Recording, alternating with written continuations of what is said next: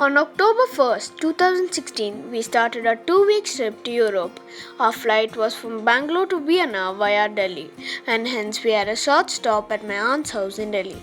I really enjoyed the stay over there with Nandana baby, Vrinda auntie and Puneet uncle. Our flight to Vienna was at 2 p.m. on 2nd October and landed in Vienna airport by 7. On the 2nd October, around 9 p.m., we reached the apartment in Vienna. Since it was too late, we didn't go out to have dinner. Instead, adjusted with some of the ready-to-eat food. By then, we were so tired and had a nice sleep. Next day, we got up early to reach the pickup point for our day tour. Had taken the Wiener passes from the airport yesterday for the day tour. We looked at the map to find the Opera House, which is our pickup point for the Hopon Hopoff sightseeing bus. It was almost a kilometer away. Without wasting much time, we started walking. On the way, we saw many sculptures on the roadside and crossed a market area.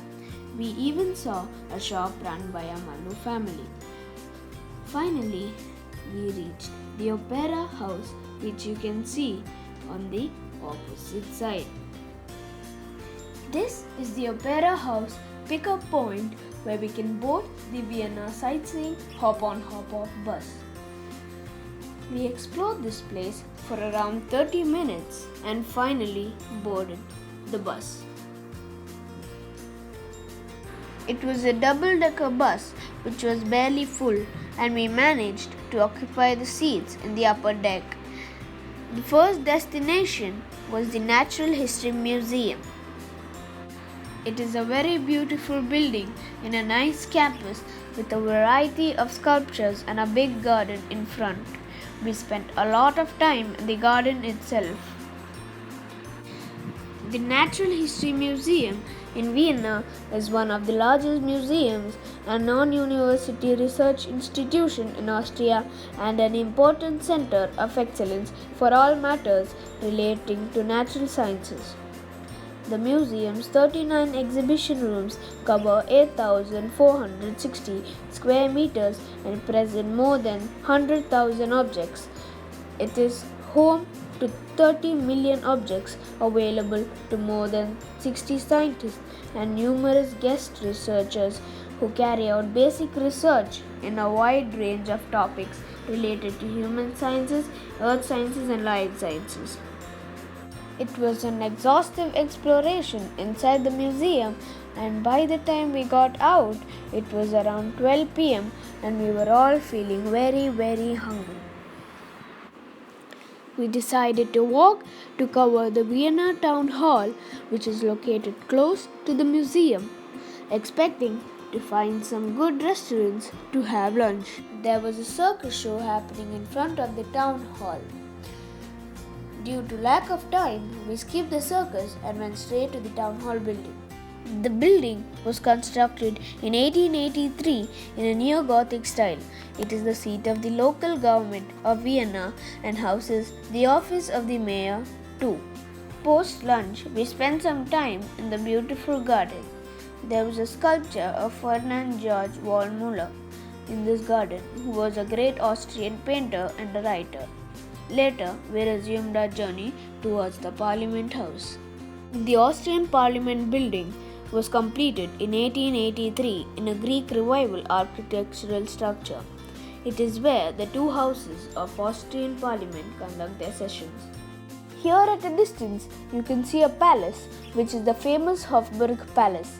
This is the main entrance of the palace. There are many paid services like chariot rides, where you can enjoy being a prince or a princess, at least for some time. The Hofburg is the former principal imperial palace of the Habsburg dynasty rulers and today serves as the official residence and workplace of the President of Austria. It is located in the center of Vienna and was built in the 13th century and expanded several times afterwards. It also served as the imperial winter residence, as Schonbrunn Palace for the summer residence. The Hofburg has been expanded over centuries to include various residences. the Imperial Chapel, the Imperial Library, the Treasury, the Burg Theatre, the Spanish Riding School, and the Imperial Mews. The palace faces the Helden Plaza or the Hero Square, ordered under the reign of Emperor Franz Joseph I as part of what was planned to become the Kaiser Forum, but which was never completed. I was so amazed to see the splendid collection of imperial treasury in the palace, which kept me wondering about the kind of life the royal family had during those times. With this, we ended our first day of the tour. After spending some more time outside the palace, we walked to the nearest Hopon Hopoff point to catch the bus to return to the apartment.